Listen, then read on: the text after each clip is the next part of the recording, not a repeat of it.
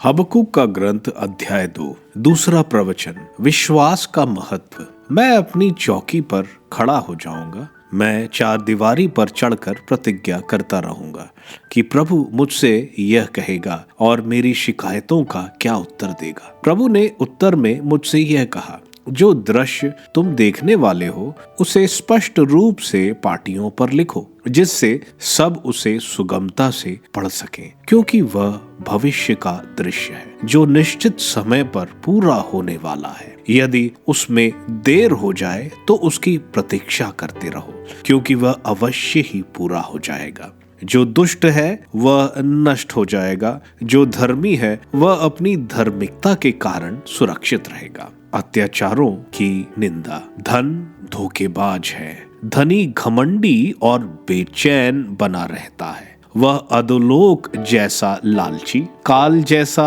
अतृप्त रहता है। वह सब राष्ट्रों को अपने अधीन कर लेना चाहता है और सभी जातियों पर अधिकार जमाना चाहता है, किंतु इसका नतीजा उल्टा होगा। वे लोग उस पर व्यंग कसेंगे और यह कहकर ताना मारेंगे। 5 अभिशाप। धिक्कार उसे जो दूसरों का धन चोरी कर संचित करता है और जो बंधक के बंधक लेता रहता है। यह कब तक होगा? तेरे कर्जदार अचानक उठेंगे और तुझसे तकाजा करने वाले सतर्क हो जाएंगे, तब वह तुझको लूट लेंगे। चूंकि तूने अनेक राष्ट्रों को लूटा है, अन्य सब राष्ट्र ही तुझे लूटेंगे। तूने तो कितनों का रक्त बहाया है और राष्ट्रों, नगरों और निवासियों को नष्ट भ्रष्ट कर दिया है।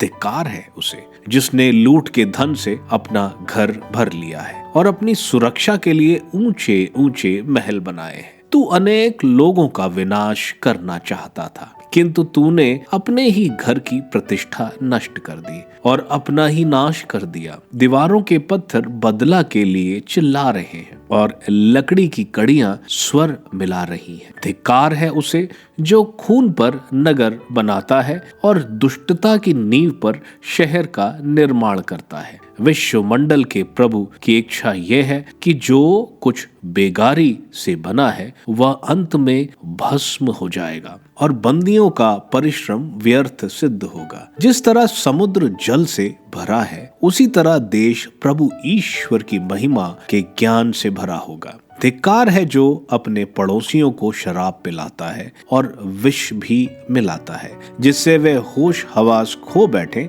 और उनकी नग्नता उधड़ जाए।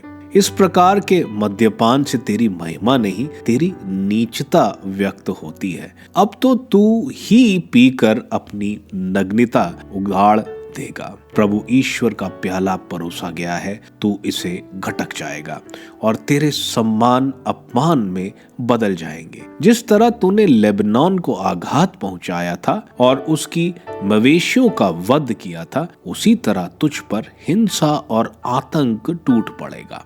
तूने तो देश भर में रक्तपात और बलात्कार किए और नगरों के निवासियों पर हिंसात्मक कार्य किए। धिक्कार है उसे जो लकड़ी से बनी प्रतिमा से कहता है जागो, या जड़ पत्थर से उठो। उस पर सोना चांदी जड़े तो हैं, किंतु उसमें प्राण कहाँ है? मूर्ति को ढालने से क्या लाभ? वह मनुष्य ही से बनी है, वह धातु ही धातु है। मिथ्यावादी मूर्तिकार भले ही जड़ प्रतिमा पर विश्वास करे, उसे क्या लाभ? पर प्रभु अपने पवित्र मंदिर में विराजमान रहता है, उसके सामने समस्त पृथ्वी मौन रहे।